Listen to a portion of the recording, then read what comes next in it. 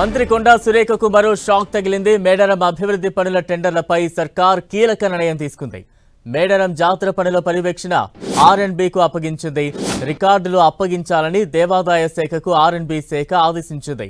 టెండర్ల విషయంలో మంత్రులు కొండా పొంగులేటి మధ్య కొట్లాటతో ఈ నిర్ణయం తీసుకుంది. ఇప్పటికే కొండా ఓఎస్డీ సుమంత్ను తప్పించింది ప్రభుత్వం. ఇక మరింత అప్డేట్స్ అందించేందుకు మా ప్రతినిధి కొండల్ సిద్ధంగా ఉన్నారు. కొండా సురేఖ పొంగులేటి మధ్య జరిగిన వివాదంతో మొన్నటి ప్రభుత్వం కీలక నిర్ణయం తీసుకుంది. ఇప్పటికే ఓఎస్డీగా కొండా సురేఖ ఓఎస్డీగా ఉన్న సుమంత్ను తప్పించింది. అయితే ఈరోజు మరొక నిర్ణయం తీసుకుంది. టెండర్ పనులకు సంబంధించి ఏదైతే కొండకు పొంగులేటి మధ్య వివాదానికి ప్రధాన కారణమైన మేడారం అభివృద్ధి పనులకు సంబంధించిన అంశంలో ఈ ప్రభుత్వం ఈ నిర్ణయం తీసుకుంది.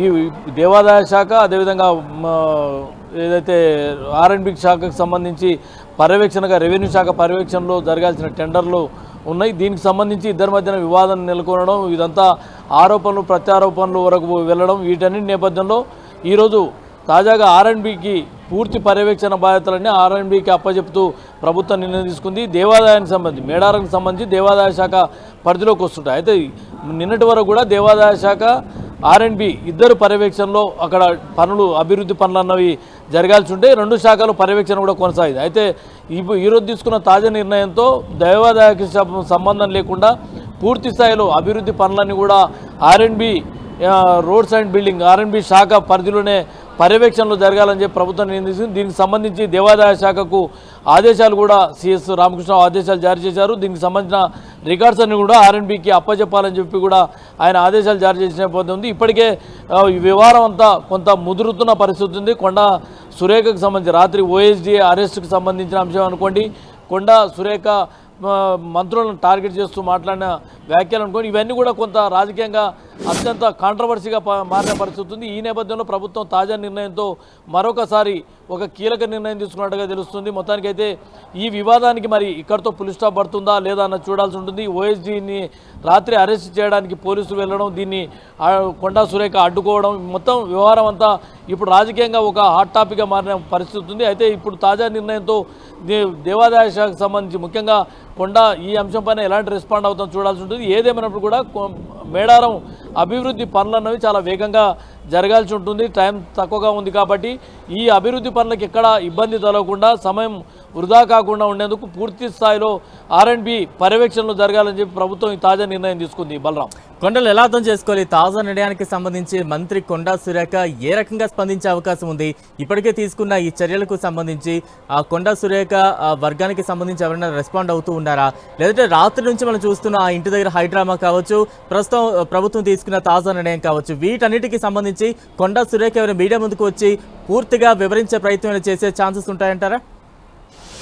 ఏమో, ఇప్పటికైతే ఆఫ్ ది రికార్డులో అయితే కొండా సురేఖ మీడియాతో మాట్లాడుతుంది అన్న సమాచారం అయితే ఉంది. మరికొద్దిసేపట్లో మాట్లాడే అవకాశం కూడా ఉందని తెలుస్తుంది. అయితే ఈ అంశం పైన స్పెసిఫిక్గా రెస్పాండ్ అవుతుందా లేదన్న చూడాల్సి ఉంటుంది. తాజాగా గవర్నమెంట్ ఇంటర్నల్ వ్యవహారంగా డిపార్ట్మెంట్ వారిగా ఈ నిర్ణయాన్ని అయితే ప్రభుత్వం తీసుకుంది. సిఎస్ రామకృష్ణారావు దేవాదాయకు సంబంధించిన ముఖ్యాధికారులకు ఈ ఆదేశాలు జారీ చేశారు. దానికి సంబంధించిన రికార్డ్స్ అన్ని కూడా ఆర్ఎండ్బీకి ట్రాన్స్ఫర్ ఆర్ఎండ్బీకి ఇవ్వండి, అప్పగించాలని చెప్పి కూడా ఆదేశాలు జారీ చేసిన నేపథ్యంలో మేడారం పనులు ఈ మొత్తం వివాదానికి కారణమైన 76 కోట్ల పనులకు సంబంధించిన వ్యవహారంతో ఇది మొదట వివాదం రాజుకుంది. ఆ వివాదం కాస్త ఓఎస్డీ తొలగింపు వరకు వెళ్ళింది.